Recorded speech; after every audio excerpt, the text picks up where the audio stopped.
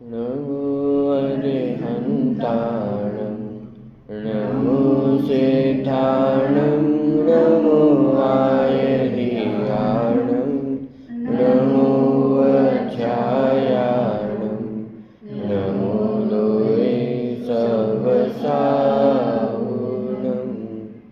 मङ्गलं भगवान् वीरो मङ्गलं गौतमो गणि मङ्गलं कुन्दकुन्दाद्यो जैनधर्मोऽस्तु मङ्गलं सर्वमङ्गलमाङ्गल्यं सर्वकल्याणकारिकं प्रधानं सर्वधर्माणां जैनं जयतु शासनम् मोक्षमार्गस्य नेतारं भेतारं कर्मभूभृतां ज्ञातारं विश्वतत्त्वानां वन्दे तद्गुणलब्धये।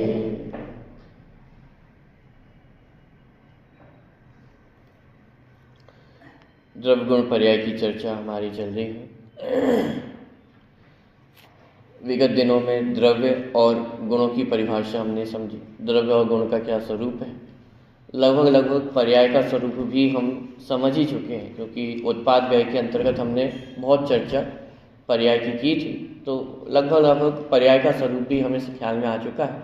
कुछ बातें हैं जो पर्याय के संबंध में भी अपन करेंगे। कल विशेष गुणों की चर्चा अपन ने थोड़ी सी पढ़ी थी, समझी थी। विशेष गुण माने क्या कि जो गुण सभी द्रव्यों में ना रह करके अपने अपने द्रव्य में रहते हैं उन्हें विशेष गुण कहते हैं। तो आत्मा का विशेष गुण क्या है? जानना, देखना, ज्ञान, दर्शन, ये जीव के विशेष गुण। पुद्गल के विशेष गुण स्पर्श, रस, गंध, वर्ण आदि। कल अपन ने देखा था आदि शब्द सबके साथ लगेगा। क्यों? क्योंकि इतने ही गुण नहीं है, अनंत गुण है।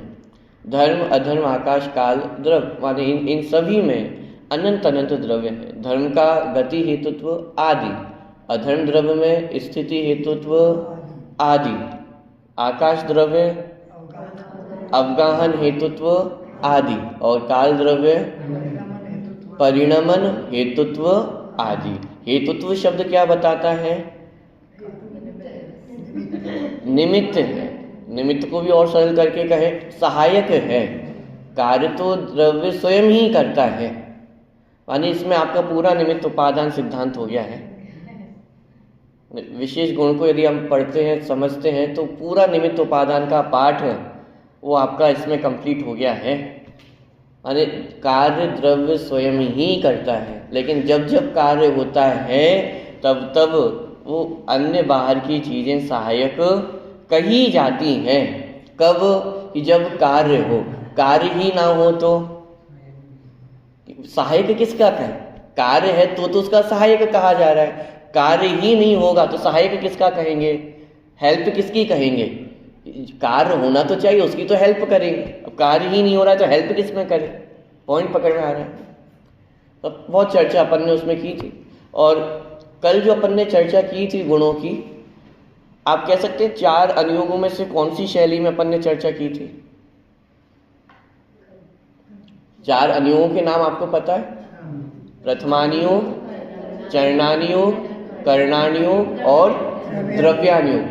कल की चर्चा यदि आपको याद हो, कल क्या चर्चा की थी अपन ने? विशेष गुण। गुण कितने हैं?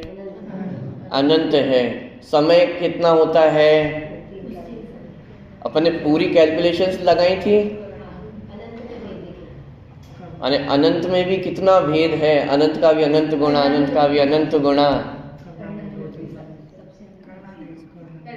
अपन ने वो वाला उदाहरण देखा था, तीर्थंकर बनने की चाह भी। अपन ने कैलकुलेशन लगा के देखा था कितना खतरनाक है वो काम। माने ये जो अपन ने शैली देखी थी ना, जिसमें अपन ने बहुत कल गणित का प्रयोग किया था, यानी ये कर्णानुयोग की शैली है। जैसे मैं एक होमवर्क आपको देता कि खंडानुयोग में आप द्रव्यगुण पर्याय ढूंढिए, माने ये इस नजरिए से आपको पढ़ना सीखना पड़ेगा। माने हर एक अनुयोग चाहे प्रथमानुयोग हो, कर्णानुयोग हो, चरणानुयोग हो, द्रव्यानुयोग हो, हर एक अनुयोग में आपको ये द्रव्य गुण पर्याय देखने को मिलेंगे। द्रव्य गुण पर्याय नहीं समझ में आएगा तो आप एक भी अनुयोग नहीं पढ़ पाएंगे। अरे प्रथमानुयोग भी नहीं पढ़ पाओगे। क्यों? जहां रावण का वर्णन आएगा आप दुखी हो जाओगे, जहां सतियों पे उपसर्ग की बात आएगी आप दुखी हो जाओगे, जहां विलन होगा वहां आप दुखी हो जाओगे, द्वेष करने लगोगे, और जहां हीरो की बात होगी तो आप राग करने लगोगे। लेकिन केवली भगवान जो समता को धारण किए हुए हैं वो समता तो समझ में ही नहीं आएगी। द्रव्य गुण पर्याय को पढ़े बिना तो प्रथमानुयोग भी समझ में नहीं आएगा। अन्य अनुयोगों की तो बात ही क्या करें। पॉइंट समझ में आ रहा है? माने कल की जो अपन ने पूरी शैली में चर्चा की थी वो कर्णानुयोग की शैली है। वो गणित के माध्यम से, माने इन चीज़ों के माध्यम से आपको वस्तु स्वरूप समझाता है। हमें लगता है कि क्या करना कर्णानुयोग पढ़ के क्या होगा, क्या करना प्रथमानुयोग पढ़ के, क्या करना चरणानुयोग पढ़ के। अरे एक एक अनुयोग वो वीतरागता को ही समर्पित है। एक एक अनुयोग में वीतरागता का ही पोषण है। हाँ, देखना आना चाहिए। कर्णानुयोग में यदि मात्र गणित देखेंगे, 3 लोक का वर्णन है, ये वर्णन है, वो वर्णन है, तो आपको भी हो सकता है कदाचित अरुचि कर लगे, इसमें क्या है। लेकिन आपको देखने का नजरिया आना चाहिए। कल अपन ने थोड़ी सी चर्चा की थी, आत्मा में कितने गुण हैं? अनंत गुण हैं। अनंत गुण होने पर भी आत्मा में मान क्यों नहीं होता है? सभी में अनंत गुण है, इसलिए मान नहीं होता है। अब थोड़ा सा इसे कर्णानुयोग के एंगल से विचार करके देखें कि इस जगत में कितने जीव हैं? अनंत जीव हैं। ठीक है, अब जब अपन एक जीव के अनंत गुणों की बात कर रहे हैं ना, तब हमने बहुत जूम इन कर दिया है। जूम इन माने जैसे आपके पास मोबाइल होता है, फोटो खींचते हैं तो उसमें जूम इन और जूम आउट का ऑप्शन होता है। जूम इन करते जाओ तो क्या होगा? एक ही वस्तु पे अपन फोकस करते जा रहे हैं। तो जब एक वस्तु पे फोकस किया तो आसपास की सारी चीजें कैसी हो गई? गायब हो गई, सब गौण हो गई। गायब होना मतलब गौण होना, कुछ दिख नहीं रहा है। क्या दिख रहा है? सिर्फ वो एक वस्तु दिख रही है। लेकिन क्या सिर्फ वही एक वस्तु है? कि अरे अकेले वही वस्तु नहीं है। तो जूम क्यों किया था? महिमा बताने के लिए कि तुम अपने आप को अनादिकाल से बेचारा समझ रहे हो, कमजोर समझ रहे हो, तो थोड़ा सा जूम इन करके अपन देखते हैं। थोड़ा सा विचार तो करें अपने स्वरूप के बारे में कि स्वरूप कैसा है। अब जैसे लोक में कहते हैं ना कि थोड़ा सा सहारा क्या दिया तो बिल्कुल सिर पे चढ़ के ही नाचने लग गया। ये अनंत गुणों का वर्णन क्या किया, तुम तो बिल्कुल मान से ही भर गए हो। मान से भरने की जरूरत नहीं है। अब क्या करो? अब जूम आउट करो। क्या करो? जूम आउट कहाँ तक करो? अभी एक द्रव्य दिख रहे हैं, अब कितने द्रव्य दिखने लग गए हैं? अनंत जीव द्रव्य हैं, अनंत पुद्गल द्रव्य हैं, धर्म अधर्म आकाश काल सब मिलाकर के अनंत द्रव्य हैं। अब उसमें आप विचार करो, मान करने लायक है। थोड़ा और जूम आउट करो कि आप अभी कहाँ रहते हैं? वाशिम में रह रहे हैं कि मेरे जैसा पूरे नगर में कोई भी नहीं है। हो सकता है आप नगर के सेठ हो, नगर के करोड़पति हो सकता है पूरे नगर में आपसे बढ़कर कोई ना हो। थोड़ा सा और जूम आउट करो, पूरे महाराष्ट्र में हो सकता है, पूरे महाराष्ट्र में भी आप सेठ हो, पूरे धनपति हो। थोड़ा सा और जूम आउट करो, पूरे भारत में और जूम आउट करो, पूरे विश्व, जिसको अपन विश्व कहते हैं आज के ज़माने में, पूरे विश्व में हमारी कितनी सत्ता है। अरे कहाँ तक जूम आउट करो? 3 लोक में हमारी कितनी सत्ता है। और हम मान क्या करके बैठे हैं? पूरी दुनिया हिला दूंगा। उसमें पोपटलाल, पूरी दुनिया हिला दूंगा। अरे पूरी दुनिया हिला दूंगा, अपनी उंगली हिलाने तक की सामर्थ्य नहीं है, और सोचता क्या है? पूरी दुनिया हिला दूंगा, पूरा 3 लोक हिला दूंगा। विचार ऐसे जूम आउट करके देखोगे तो आपको समता है। अरे 3 लोक का पाठ क्यों पढ़ाया जाता है? ये विश्व इतना बड़ा है, इतना लंबा है, इतना चौड़ा है, क्या करना है हमें? अरे हमारा अस्तित्व ख्याल में आता है कि इस 3 लोक में हमारी अस्तित्व कितना है। हम पूरे जगत का कर्तृत्व लेकर के घूम रहे हैं। अनंतानुबंधी किसका नाम है? अपने घर का करता हूं, इसका नाम अनंतानुबंधी नहीं है। अनंतानुबंधी कषाय किसका नाम है? मैं पूरे विश्व का करता हूं, इसका नाम अनंतानुबंधी कषाय है। मैं पूरे विश्व का भोगता हूं, भोग कितना पा रहा है ये अलग बात है, लेकिन लालसा कितनी है, इच्छा कितनी है, पूरे विश्व के पदार्थ भोग लूं, लालसा तो इतनी है ना। अनंतानुबंधी मात्र अपने पदार्थों को, जो संपत्ति, उसको भोगने का नाम नहीं है। पूरी इच्छा तो पूरे विश्व को भोगने की, मिल जाए तो और माने ये और की इच्छा कभी भी खत्म होने वाली नहीं। उदाहरण हमने देखे थे, 1 लाख रुपए अच्छे कि 2 लाख रुपए अच्छे? 1 करोड़ रुपए मिल जाए तो, 1 करोड़ मिल जाए तो कि साहब 2 करोड़ भी मिल सकते, ऑप्शन है। 1 करोड़ में संतुष्ट हो गए। माने ये जो लालसा इच्छा है, हमें लग रहा है कि जितना है हमारे पास उतने में संतुष्ट है, लेकिन इच्छा तो इतनी है। पॉइंट पकड़ में आ रहा है? माने ऐसे आपको विचार करना पड़ेगा। 3 लोग का आप विचार करोगे तो आपको ख्याल में आएगा कि अरे मैं किसका मान कर रहा हूँ, किसका कर्ता बन रहा हूँ। अब आप विचार करो हम किसके कर्ता है। जैसे कभी कभी फोटो आती ना स्पेस से, धरती कितनी सी दिखती है, इतनी सी दिखती है, और उसमें हम लोग दिखते हैं। ऐसे विचार कीजिए, 3 लोग में कोई ऊपर से हमारी फोटो ले और हम ऐसे हाथ हिलाएं, अरे दिखेगी भी नहीं। और हम क्या सोचते, मेरे हाथ हिलाने से काम हो जाता है, मेरे इशारे से ही काम हो जाते हैं, मान हो जाता है।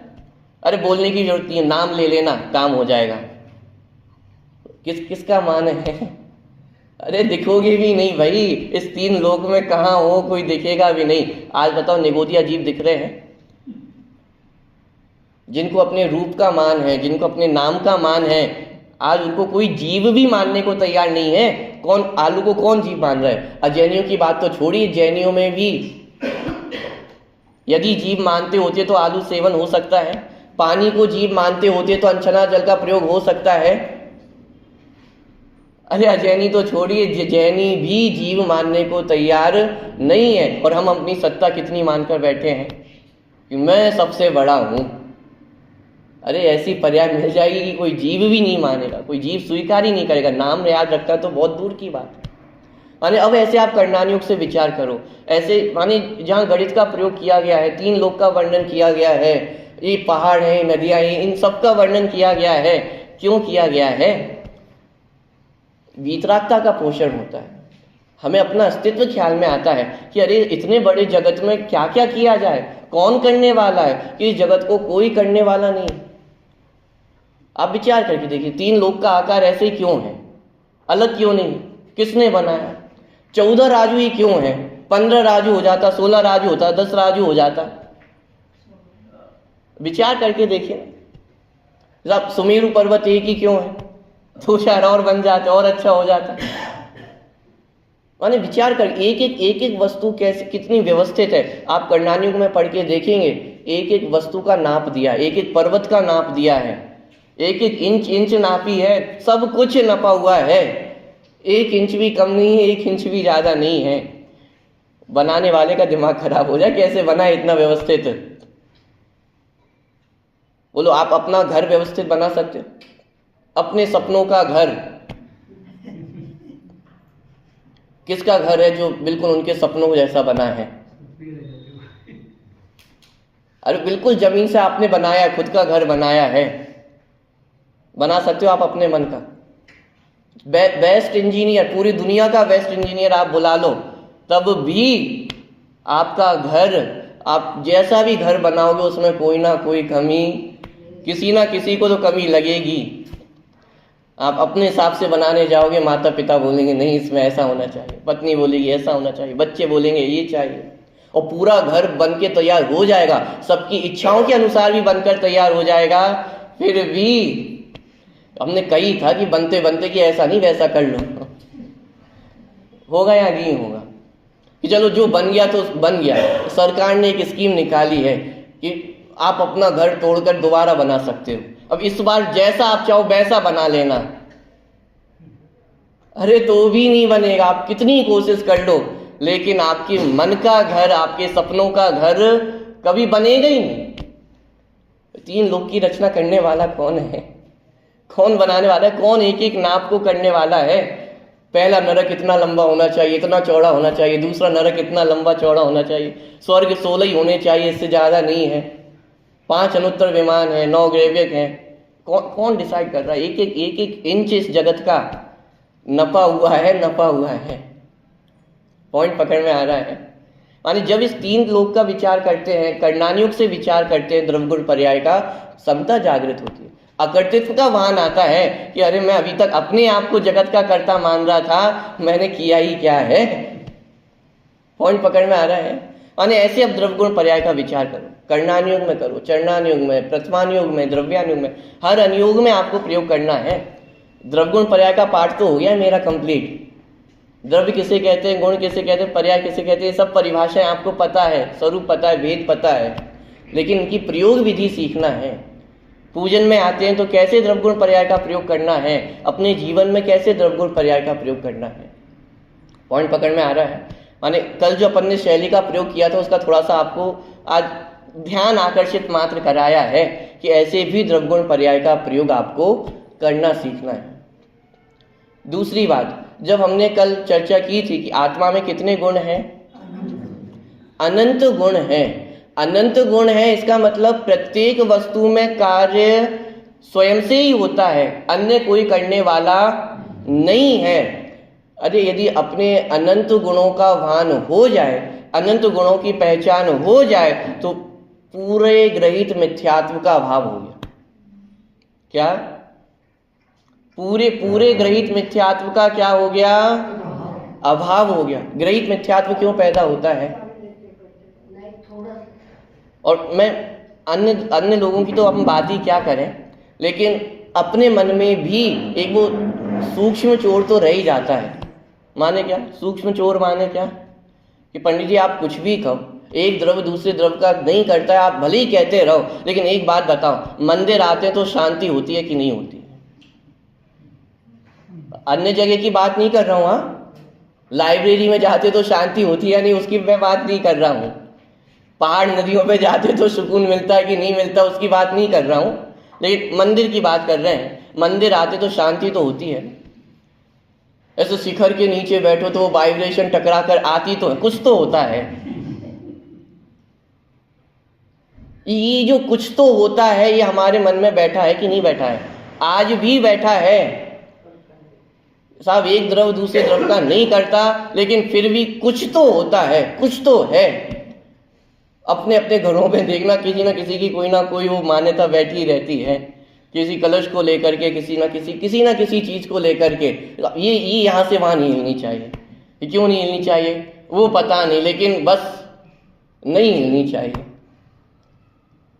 कभी कभी होता है, जैसे हमारे पूर्वजों की फोटो टंगी रहती हैं, और कदाचित वो थोड़ी सी सीधी थी और टेढ़ी हो जाए, क्या होगा? और गलती से यदि गिरी गई तो क्या होगा? माला लटकी रहती है, वो गिर गई तो क्या होगा? माने ये हमारे घर के उदाहरण में, अन्य लोगों की बात नहीं कर रहा हूं। कांच का बर्तन टूट गया तो क्या होता है? बिल्ली रास्ता काट जाए तो क्या होता है? सब पता नहीं, लेकिन अब पूरी दुनिया कहती है कुछ तो होता ही होगा। ये जो कुछ तो होता होगा ये हमारे मन में बैठा है कि नहीं बैठा है? बैठा है। और इसी के आधार पे पूरा ग्रहित मिथ्यात्व आज भी चल रहा है, बराबर चल रहा है। मन में विचार तो आ ही जाता है कि कुछ ना कुछ करना पड़ेगा जिससे घर में शांति हो, कुछ तो करना पड़ेगा ना। अपने अनंत गुणों को नहीं पहचाना, इसलिए बाहर में उठापटक करने का मन होता है, बाहर में उठापटक करते हैं। अरे अपने अनंत गुणों को पहचाना होता तो पता चलता कि इसमें कोई कुछ करने वाला नहीं है। ये जो चोर बैठा है कुछ तो होता है, अरे अनंत गुणों की तरफ देख तब पता चलेगा कुछ भी नहीं होता है। साहब मंदिर नहीं है, मंदिर आने से शांति नहीं होती है। मैं आपसे पूछता हूं, 1 करोड़ का आपको नुकसान हुआ हो और फिर आप मंदिर आओ, आपके परिणाम कितने शांत रहेंगे? कितना मन लगेगा पूजन करने में? कुछ तो होता है ना। तो फिर मंदिर नहीं आए क्या? अरे मंदिर आने का निषेध नहीं है, लेकिन मंदिर स्वाधीन होकर आओ, परावलंबी होकर नहीं। भगवान की पूजा सच्ची कब होगी? जब तक मांगते रहोगे तब तक भगवान की पूजन सच्ची होगी ही नहीं। भगवान की पूजन सच्ची किस दिन हो? जब स्वाधीन होकर के मंदिर आएंगे कि ये प्रभु आपने अनंत गुण प्राप्त किए हैं, ऐसे ही अनंत गुण मैं भी एक दिन, तब भगवान की सच्ची भक्ति होगी। तब आपको सच्चा वस्तु स्वरूप माने भगवान का क्या स्वरूप है उस दिन आपको ख्याल में आएगा। हमें लगता है मंदिर आके शांति होती है। अरे परिणाम शांत होते हैं तो मंदिर में जाना अच्छा लगता है। परिणाम शांत होंगे तो मंदिर जाना आपको अच्छा लगेगा। परिणाम शांत होंगे तो आपको अच्छे लोगों की संगति करने का मन होगा। परिणाम शांत होंगे तो आपको स्वाध्याय करने में मन लगेगा। पॉइंट पकड़ में आ रहा है? लेकिन हमें क्या लगता है, कुछ तो हो जाता है। मैं बहुत कम कह रहा हूं और बहुत अधिक समझने का प्रयास करना, माने पूरा ग्रहित मिथ्यात्व सिर्फ इसी बल पे चल रहा है कि कुछ तो होता है। आपसे थोड़ा सा भी यदि मैं कह दूं कि वास्तु यहाँ से यहाँ वो होना चाहिए, साहब इस मंदिर का थोड़ा वास्तु खराब है, भीड़ इकट्ठी क्यों नहीं होती है, थोड़ा सा आप वास्तु सही कर लोगे, अभी देखना पूरी भीड़ लगने लग जाएगी। आप करने लग जाओगे। भले ही कह रहे हो एक द्रव दूसरे द्रव का नहीं करता, क्या जा क्या रहा है? एक यहां से वहां हिला देंगे तो जा क्या रहा है? अरे हमारी श्रद्धा जा रही है। ये मिथ्यात्व, इसी के कारण तो मिथ्यात्व टिका हुआ है। हमें लगता है क्या हो जाएगा, कह रहे तो कर लो, मिर्ची नींबू लगाने से क्या हो जाएगा। हम मानते नहीं है, लेकिन लगा देंगे तो क्या बिगड़ जा रहा है? ना हमारा कुछ जा रहा है ना आपका कुछ जा रहा है। तो सब्जी वाले का फायदा ही होगा, 2 रुपए की सब्जी और आ जाएगी, उसके 2 रुपए पहुंचेंगे। अरे बात रुपयों की नहीं है, बात क्या जा रहा है नहीं जा रहा है उसकी नहीं है। अरे हमारी श्रद्धा तो लुट रही है। मेरा तो अनंत भव बढ़ रहा है एक मिथ्या मान्यता के चक्कर में। ट्रकों के पीछे लिखा देखते हैं, बुरी नजर वाले। अब विचार करो, अरे मुझ में अनंत गुण है, किसी की कितनी बुरी नजर हो जाए मेरा कुछ हो सकता है। जबरदस्ती पाप का बंद कर रहे हैं, जबरदस्ती दूसरे का काला मुंह करना चाह रहे हैं। क्यों भाई? विचार तो करके देखो। माने ये ग्रहित मिथ्यात्व, ये हमारा ग्रहित मिथ्यात्व बोल रहा हूं। जगत में तो जो चल रहा है तो चल ही रहा है, उसकी तो बात करने की आवश्यकता मैं नहीं समझता हूं यहां पर। लेकिन जो हमारे अंदर ग्रहित मिथ्यात्व बैठा हुआ है वो अनंत गुणों को समझे बिना नहीं जाएगा। मुझ में अनंत गुण है और इन अनंत गुणों में कोई बिगाड़ नहीं कर सकता है। अरे दुनिया के सारे कांच के बर्तन टूट जाएं तो भी कोई अनर्थ होने वाला नहीं। मुझ में एक गुण कम नहीं होगा, घबराने की आवश्यकता नहीं है। तो फिर साहब वास्तु ज्ञान होता है या नहीं होता है? जिनवाणी में भी है ना, बोलो होता है या नहीं होता है? भविष्य का ज्ञान होता है कि नहीं होता है? सारी चीजें हैं, वास्तु भी मिलेगा आपको, सारी चीजें मिलेंगी, जिनवाणी में भी मिलेंगी, लेकिन कर्ता रूप में नहीं। मुनिराज हुआ करते थे पहले, निमित्त ज्ञानी हुआ करते थे। माने कुछ देखा, नक्षत्रों की स्थिति देखी, पहचान लिया ये होगा। 16 सपने देखे, 16 सपनों के माध्यम से पूरा फल निकाल दिया, पूरा भविष्य कि भविष्य में ऐसा ऐसा होगा। तो ये फिर ये नहीं है भविष्य का ज्ञान, ये नहीं है ज्योतिष, ये नहीं है वास्तु। अरे ज्ञान होता है, इसका निषेध नहीं है, लेकिन वो ज्ञान है, निमित्त मात्र ज्ञान कराते हैं। वो ज्ञान करना भी तो आना चाहिए, निमित्त करता नहीं है। ऊपर चांद तारों की क्या स्थिति है उससे हमारा कुछ भी नहीं हो रहा है, लेकिन जिनको ज्ञान होता है वो मात्र जान लेते हैं देख करके, इशारा मात्र है, करते नहीं है। अरे सूरज चांद की क्या स्थिति हो रही है उससे मुझ में क्या फर्क पड़ने वाला? पॉइंट पकड़ में आ रहा है? करता नहीं है, मात्र जानने में आते हैं, इशारा मात्र है। तो क्या किया जाए? सूरज चांद को बदलने चले जाए? प्रयास तो उसी का करने बैठ जाते हैं। किसी ने आज ही आपकी कुंडली में कोई दोष निकाल दे, आप क्या करोगे? साहब व्यापार नहीं चल रहा है, कुंडली दिखा लेते हैं, अब तो सारे उपाय सब खत्म हो गए हैं। वो मन में चोर आएगा कि नहीं आएगा? सारे दुनिया के सारे कर्म करके देख लिए हैं लेकिन नहीं हो रहा सुधार, आखिरी में कहां पहुंच जाएंगे? करके तो देख लेते हैं, क्या बिगड़ रहा है? अरे करके देख लेते हैं, इसमें तो पूरी श्रद्धा चलेगी। एक पूरा भव चलेगा आपका, इसमें एक भव नहीं गया है। ये मनुष्य पर्याय आज आपको मिली है, ये सारे सुयोग आपको आज मिले हैं, ये दोबारा कब मिलेंगे कोई गारंटी है? ये मनुष्य भव दोबारा मिल जाएगा कोई गारंटी है इसकी? और ये सारे संयोग मिल जाएंगे, और ये सब मिल भी गया, आपकी दोबारा ऐसी रुचि हो कि दोबारा आप ये तत्व ज्ञान पढ़ने बैठो। आज आप ही अंदाजा लगा लो ना, पूरी वाशिम की कितनी पॉपुलेशन है और उसमें से कितने चुनिंदा लोग बिल्कुल यहाँ पे बैठे हुए हैं। मैं तो सिर्फ बैठने की बात कर रहा हूँ, ये बातें अपने अंदर बिठाने वाले तो वो तो और भी बिल्डे हैं, 1 2 4 कितने होंगे। तो माने ये तर्क नहीं देना कि क्या चला जाएगा, करके देख लेते हैं, अरे पूरा भव चल जाता, पूरा भव नहीं, अनंत काल व्यतीत हो जाएगा। ऐसे निगोद में चलेगा एक बार तो अनंत काल तो परमानेंट गया, अब तो अनंत काल के बाद फिर देखा जाएगा कि क्या हो सकता है। पॉइंट पकड़ में आ रहा है? माने अपने अनंत गुणों का विचार ऐसे करो, अनंत गुणों का विचार होगा तो मिथ्यात्व टिकेगा ही नहीं। मिथ्यात्व टिकता है इसका मतलब है कि अभी अपनी प्रभुता ख्याल में नहीं आई, अभी अपने अनंत गुण ख्याल में नहीं आए। पॉइंट पकड़ में आ रहा है? कल हमने और भी चर्चा की थी कि जगत में एक भी वस्तु ना अच्छी है ना बुरी है। कठिन क्वेश्चन के भी आंसर दे सकते हैं अब आप। बारिश अच्छी है बुरी नहीं है, इससे क्या लेना देना। मैं सीधे कठिन क्वेश्चन की ओर आता हूँ, मंदिर अच्छा है कि बुरा है?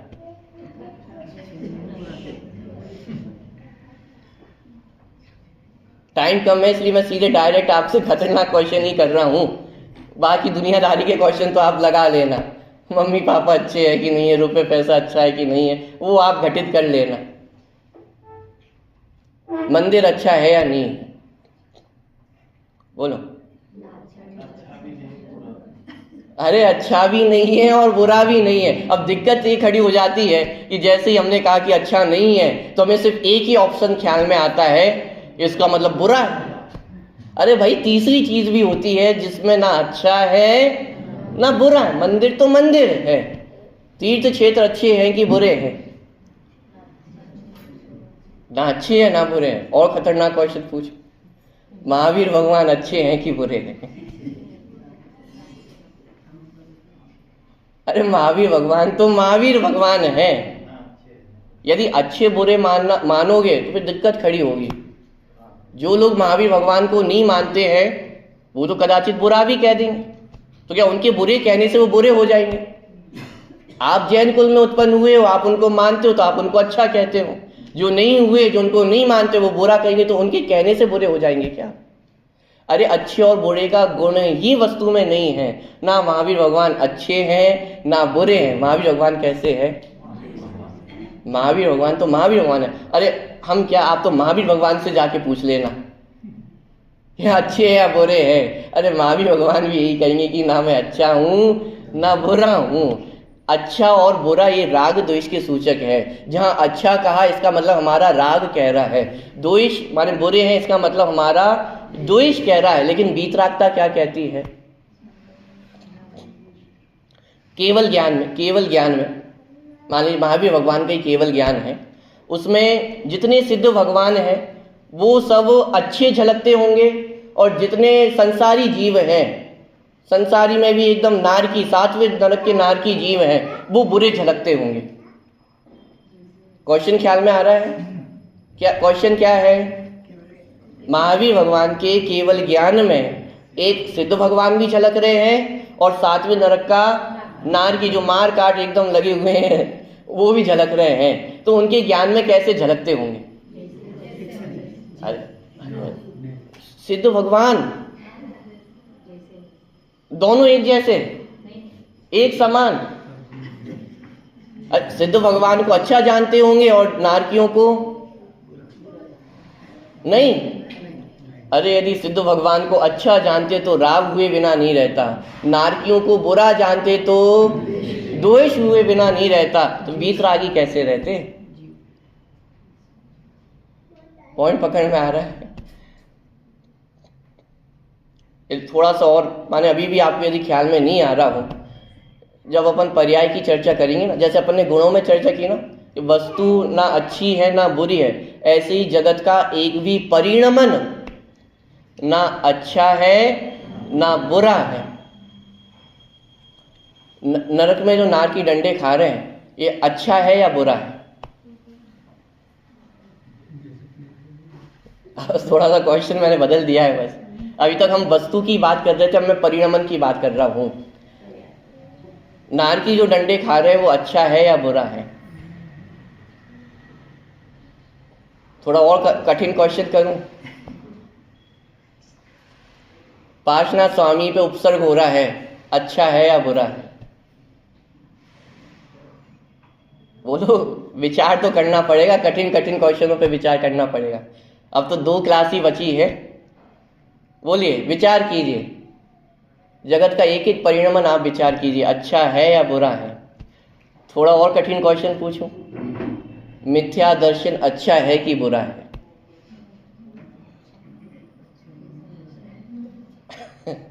आप कैसे क्वेश्चन कर रहे हो, सीधे बाउंसर जा रहे हैं। तो विचार करो, जगत का एक एक परिणमन स्वतंत्र, ना अच्छा है ना बुरा है। यदि मिथ्यात्व को भी आप बुरा मानोगे तो द्वेष खड़ा होगा, और जब तक द्वेष रहेगा आप वीतरागी कैसे होगे?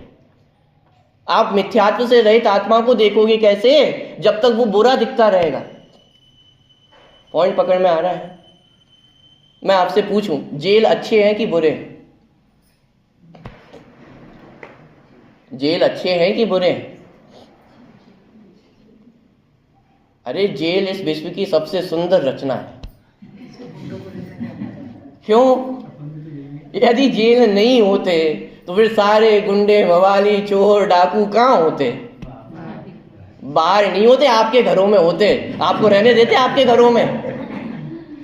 सारे दुनिया के सारे जेलों को छोड़ दिया जाए खुला, आप कहाँ जाओगे? जेल कैसे हैं? अरे ना अच्छे हैं ना बुरे हैं। अब बोलो, नरक कैसा है, अच्छा है कि बुरा है? चल, ये तो समझ में आ गई। अब थोड़ा सा और कठिन क्वेश्चन पूछो। रावण ने सीता जी का अपहरण किया, ये अच्छा था या बुरा था? रावण ने सीता जी का अपहरण किया, ये अच्छा था या बुरा? साहब, अच्छा तो कह ही नहीं सकते हैं, और बुरा कह देंगे तो आप गलत सिद्ध कर दोगे, क्या करें? अरे तो तीसरी चांस है ना, तीसरा ऑप्शन है ना, ना अच्छा था ना बुरा था। क्यों?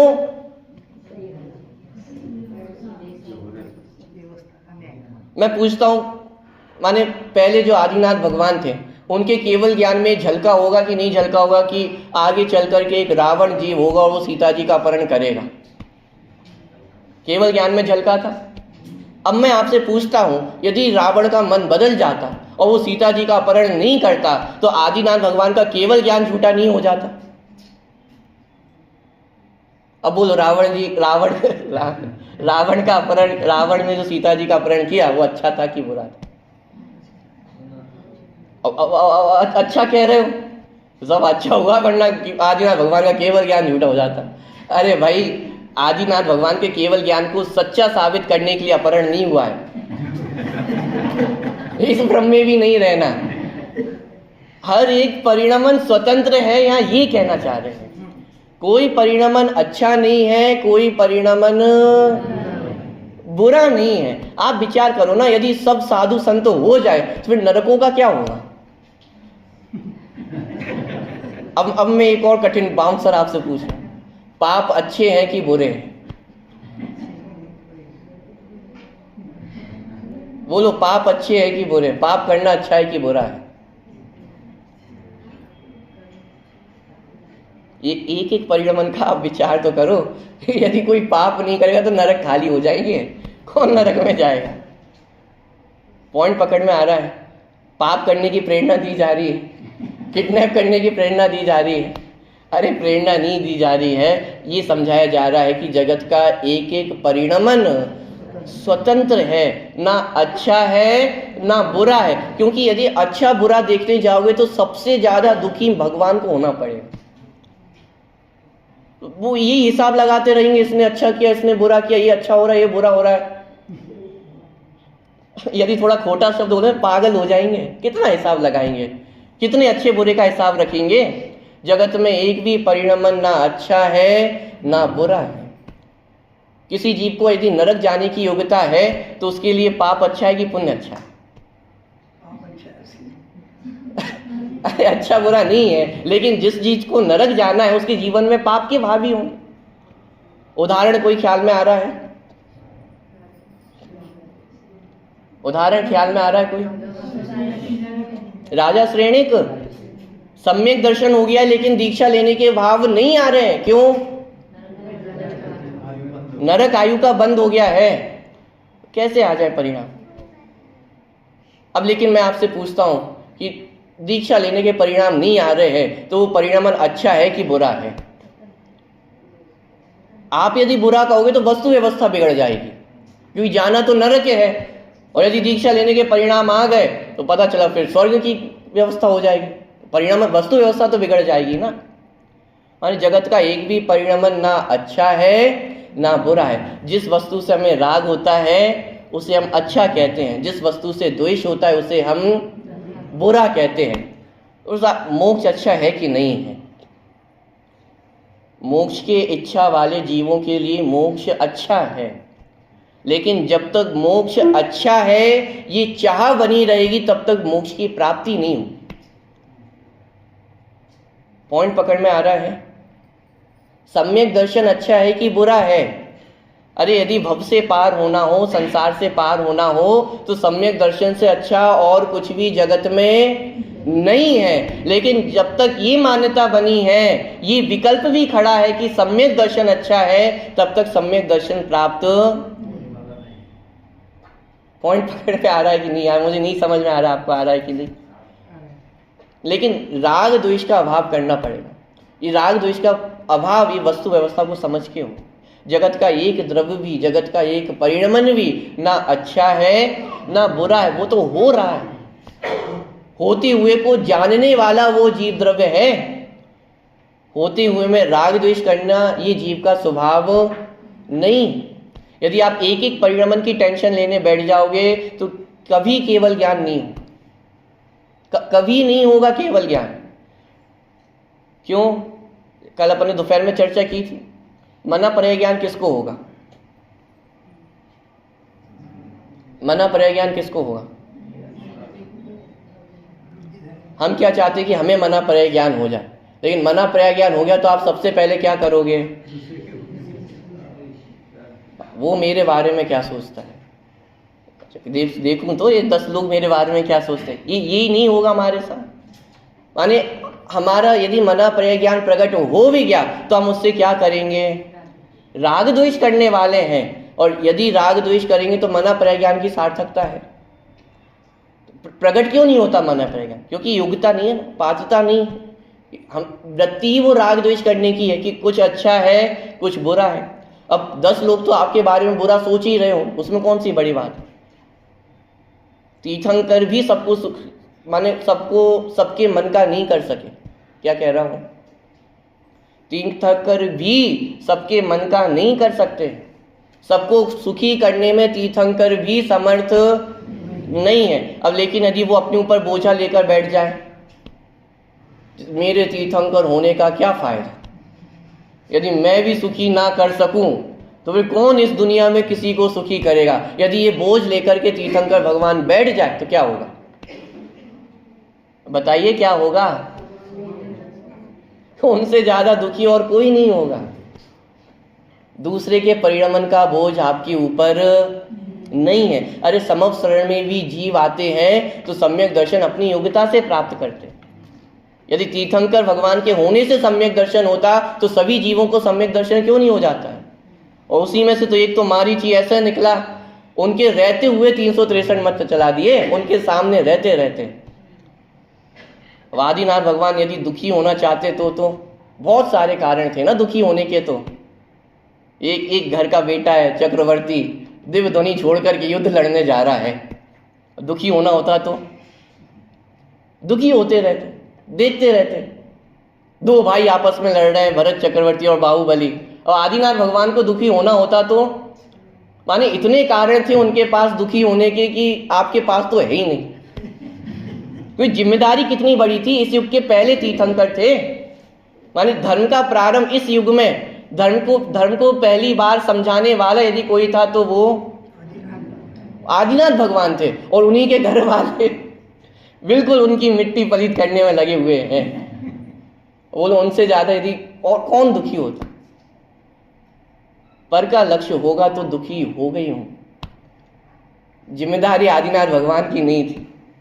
आपको मोक्ष ले जाने की जिम्मेदारी भी आदिनाथ भगवान की नहीं।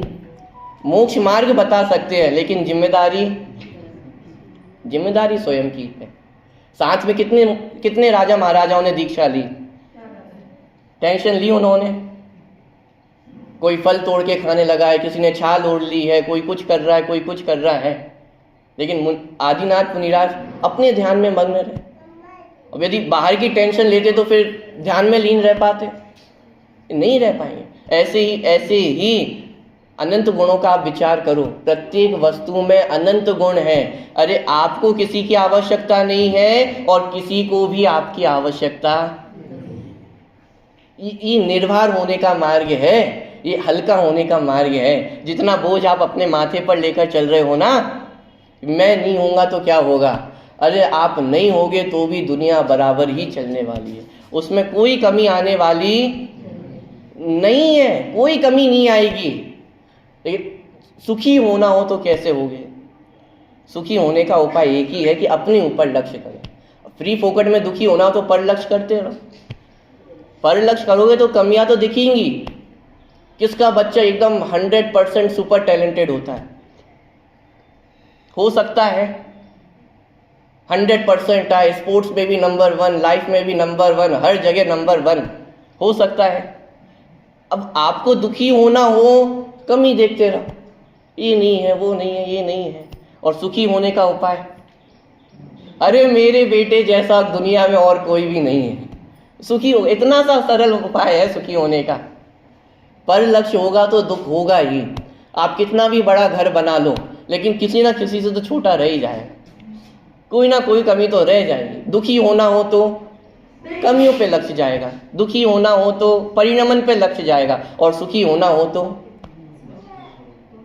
अरे छोटी सी कुटिया है, रहने को छत है, बरसात से बच जाते हैं, वो हुई अपना काम, और क्या चाहिए। पॉइंट पकड़ में आ रहा है। दुखी होना हो तो अनंत कारण है विश्व में, और सुखी होना तो एक कारण काफी है। क्या? दुखी होना हो तो आपको अनंत कारण कह रहा हूं मैं, आपके पास अनंत उपाय हैं दुखी होने के। लेकिन सुखी होना हो तो निज लक्ष्य से हूं सुखी, एक ही उपाय है। अपना लक्ष्य करोगे तो सुखी होगे, पर लक्ष्य करोगे तो दुखी ही मिलने वाला है, और कोई उपाय नहीं। तीर्थ क्षेत्रों की रक्षा करनी है कि नहीं करनी है?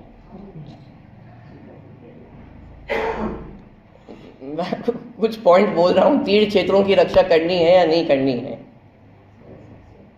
कैसे होगी तीर्थ क्षेत्रों की रक्षा? पिछले वर्ष बहुत चला था, शिखर जी आदि अनेक स्थानों का पर्यटन क्षेत्र बनाने की बात चल रही है, ये हो रहा है, वो हो रहा है। समस्या है या नहीं है? किसे करना है तीर्थ क्षेत्रों की रक्षा? साहब हमें करना है। कैसे करना है? कोर्ट केस करेंगे, ये करेंगे, वो करेंगे, तीर्थ क्षेत्रों की रक्षा हो जाएगी? मैं आपसे पूछता हूँ, यदि सच में तीर्थ क्षेत्रों की रक्षा करनी है तो उपाय क्या है? आप केस करोगे, आज जीत भी जाओगे, लेकिन मैं आपसे पूछता हूँ, तीर्थ कब तक सुरक्षित रहेगी? तीर्थ क्षेत्रों को यदि सुरक्षित करना है तो उसका एकमात्र उपाय है अपने वस्तु स्वरूप को समझना, जिनवाणी खोलना, ये द्रव्य गुण पर्याय के स्वरूप को समझना, यही एकमात्र उपाय है। क्यों? आप मान लो कोई केस जीत भी गए आज, लेकिन आपको वस्तु स्वरूप ख्याल में नहीं है, आपको क्या वस्तु स्वरूप है, क्या जैन धर्म में आपको ख्याल में नहीं है, आपकी अगली पीढ़ी जाकर ही आपके तीर्थ क्षेत्रों को पर्यटन क्षेत्र बना देगी। साहब तीर्थ यात्रा करने जाना है, लेकिन तीर्थ यात्रा का स्वरूप ही नहीं पता है आपको, क्या करोगे? खुद ही खाना भर के ले जाओगे, खुद ही चिप्स, माने सारी चीजें अभी तो अपने घर से ले जाते हैं, फिर वो बाजार से आने लगेगी। पॉइंट पकड़ में आ रहा है? जब तक वस्तु स्वरूप ख्याल में नहीं आएगा, जैन धर्म किसका नाम है ये ख्याल में नहीं आएगा, तब तक तीर्थ क्षेत्र सुरक्षित नहीं रहेंगे। वास्तव में तीर्थ की सुरक्षा करता कौन है? तीर्थंकर भगवान है। तीर्थकर, तीर्थ को करने वाले कौन है? तीर्थंकर भगवान है। तो तीर्थंकर भगवान ने कितने पहाड़ बनाए हैं, कितने मंदिर बनाए, क्या किया उन्होंने? वस्तु स्वरूप ही तो दिया है, वस्तु स्वरूप बनाया नहीं है। जैसा वस्तु स्वरूप था वैसा वस्तु स्वरूप बताया है, इसलिए उन्हें तीर्थंकर कहा जाता है, तीर्थ को करने वाला कहा जाता है। क्या किया उन्होंने? वस्तु स्वरूप बताया है। तो यदि आपको सुरक्षा करनी है तो कैसे होगी?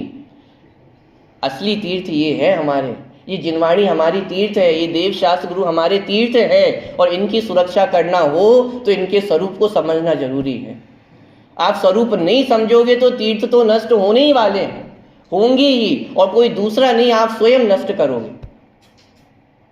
पॉइंट पकड़ में आ रहा है?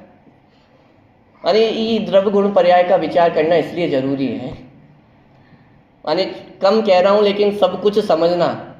यदि आपकी जो जो टेंशन है 100% टेंशन का समाधान ये द्रव्य गुण पर्याय है। दुनिया में जो कुछ भी समस्याएं है, जो कुछ भी प्रॉब्लम है, हर समस्या का समाधान ये द्रव्य गुण पर्याय में से निकलेगा। क्यों? कोई इसका उत्तर दे दे तो। क्यों? क्यों? पहले दिन चर्चा की थी। अरे जगत में द्रव्य गुण पर्याय के अलावा और कुछ है ही नहीं। समस्या भी है तो वो भी द्रव्य गुण पर्याय में ही है, और समस्या का समाधान भी जो कुछ है वो द्रव्य गुण पर्याय तो है। समस्या है तो वो भी पर्याय में है, समस्या का समाधान भी कहाँ मिलेगा? द्रव्य में ही मिलने वाला है, माने बाहर कहीं भटकना नहीं है। इसलिए वस्तु स्वरूप को समझना जरूरी है। अब बोलो अनंत गुणों को समझने के कितने फायदे हो? मैं अनंत गुण वाला हूं, ये सारे बोझ से निर्भर कर देता है। जितना हम बोझ लेकर चल रहे हैं सबसे कैसे हो गए हैं। अब क्या करना शेष है? मुझ में भी अनंत गुण है, आप में भी अनंत गुण है। मैं समझाने वाला नहीं हूं, आप समझने वाले नहीं हो क्या? यदि मैं इस चीज की टेंशन लेके बैठ जाऊं कि एक एक इंसान को समझ में आना चाहिए, क्या होगा? मेरा विषय आगे नहीं बढ़ेगा, एक द्रव्य की परिभाषा में अटक के रह जाएंगे। सबको समझाना संभव नहीं है, और मेरे समझाने से सबको समझ में आ जाए, लेकिन दुख इस बात का नहीं है। आप अपने बच्चों से क्यों दुखी हो? 10 बार समझा चुके, 10 बार कह दिया, तब भी नहीं सुनता, तब भी नहीं समझता है। अरे वस्तु स्वरूप ही ऐसा है, समझाने से समझ में नहीं आता है। आप लाख समझा लो तो भी समझ में नहीं आएगा, और जिस समझ में आना होगा अपने आप समझ जाए। पॉइंट पकड़ में आ रहा है? मारीची का जीव लाख समझाने पर भी नहीं समझा, और जिस दिन समझना था शेर की पर्याय में समझ गया। मांस खा रहा था पहले तो भी समझ गया। बोलो, माने मैं फिर कह रहा हूं, दुखी होना हो तो आपको जो कुछ दिख रहा है सब दुखी होने के लिए है, लेकिन सुखी होना हो तो उपाय तो एक ही है। पर्याय पे लक्ष्य होगा तो दुख होगा ही होगा। अंतिम बात, पूजन की पंक्तियां पढ़ते हैं, सिद्ध पूजन की पंक्तियां। नहीं देखा निज शाश्वत देव, रही क्षणिका पर्यय की प्रीत, क्षम्य कैसे होए अपराध, प्रकृति की यही सनातन रीत। चर्चा की थी नरक अच्छे की बुरे हैं। अब बोलो अपराध क्षम्य कैसे हो जाए? क्या अपराध? नहीं देखा निज शाश्वत देव, रही क्षणिका पर्याय की प्रीति। यही अपराध है पूरा। क्या? पर्याय की प्रीति रही है। पर्याय माने परिवर्तन, पर्याय माने जो कुछ बदलता हुआ दिखाई दे रहा है वो सब परिवर्तन है, वो सब पर्याय है। ये शरीर क्या है? ये शरीर किसके परिवर्तन में तो हम तल्लीन होते हैं। सुंदर चेहरा बनाना चाहते हैं, ताकतवर होना चाहते हैं, क्षयोक्षम बढ़ाना चाहते हैं, ज्ञान बढ़ाना चाहते हैं। ये सब कुछ पर्याय ही तो है और पर्यायों में ही लीनता है। और किसको नहीं देखा? नहीं देखा निज शाश्वत देव। वो जो शाश्वत निज शाश्वत देव विद्यमान है उसको देखा ही नहीं और क्षणिक पर्याय की प्रीत रही है। तो यहाँ प्रश्न खड़ा किया जा रहा है, ये अपराध क्षम्य कैसे हो जाए? अक्षम्य अपराध है। अक्षम अपराध की सजा है मिथ्यात्व। मिथ्यात्व के कारण दुखी नहीं हूं। आपने मिथ्यात्व को पकड़ रखा है। क्या? मिथ्यात्व ने आपको नहीं पकड़ा है, आपने मिथ्यात्व को पकड़ा है। मिथ्यात्व थोड़ी ना आके कहता है कि मुझे पकड़ो। उसे जाने में भी दिक्कत नहीं है। आप एक बार निज शाश्वत देख लो, वो अपने आप चला जाएगा। दोपहर की कक्षा, भग रहे दुर्भाग, अपने आप भगेंगे। उन्हें थोड़ी ना कुछ मजा आ रहा है आपके साथ रहने में। उनको भी अपना स्वतंत्र परिणमन पसंद है। दिक्कत ये, हमें अपना स्वतंत्र परिणमन पसंद नहीं आता। हम परतंत्र होना चाहते हैं, हमें साथ की भावना चाहिए। सिद्ध भी जाएंगे, सिद्धालय भी जाएंगे तो साथ साथ ही जाएंगे। अरे साथ की भावना निगोद की भावना है। साथ रहना चाहते हो तो इतने साथ रहोगे, एक साथ ही जन्म होगा, एक साथ ही मरण होगा, उठोगे एक साथ, मरोगे एक साथ, सब कुछ एक साथ होगा। पॉइंट पकड़ में आ रहा है? नहीं देखा निज शाश्वत देव, रही क्षणिका पर्याय। यही सारा अपराध, यही सारा दुख है। अब आप विचार करो, इस तरह से अब द्रव्यगुण पर्याय का आप विचार करो। जहां समस्या है वो आपको पर्याय में दिखेगी। हिंट भर बस आपको दे रहा हूं। जितनी समस्याएं 100% प्रॉब्लम आपको पर्याय में दिखेंगी और उनका समाधान द्रव्य में ही मिलेगा। अन्य दुनिया में कहीं बाहर उनका समाधान मिलने वाला नहीं है।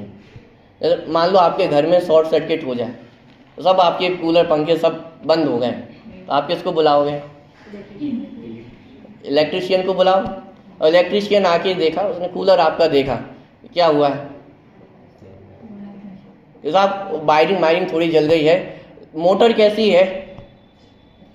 मोटर अच्छी है कि नहीं है? पहले तो तुम ये बताओ। मोटर सही है, कूलर सही है, पूरा सही है। क्यों? ऊपर जो वायरिंग जली है वो तो सही हो जाएगी। दिक्कत तब होती जब मोटर खराब हो जाती। पॉइंट पकड़ में आ रहा है? दुनिया में तो मोटर भी सुधर जाएगी, सब हो जाएगा। यहाँ पे अपन समझें, ऊपर आपको दिक्कतें दिखाई दे रही, क्रोध मान माया लोभ दिखाई दे रहे हैं। जो कुछ आपको दिखाई दे रहा है इसे वायरिंग जली है। क्या? ऊपर की वायरिंग जली है। सबसे पहला प्रश्न पूछो, मोटर कैसी है? मोटर सही है तो बाकी सब सही हो जाएगा। टेंशन करने की दिक्कत नहीं है। दिक्कत तब होती है यदि मोटर खराब हो जाती। फिर आप कितनी वायर जोड़ते रहते, नए से नए ले आते, कुछ नहीं होता। मोटर सही है मतलब सब सही है। समस्या पर्यायों में दिखेगी, समाधान द्रव्य में मिलेगा। विचार कीजिएगा।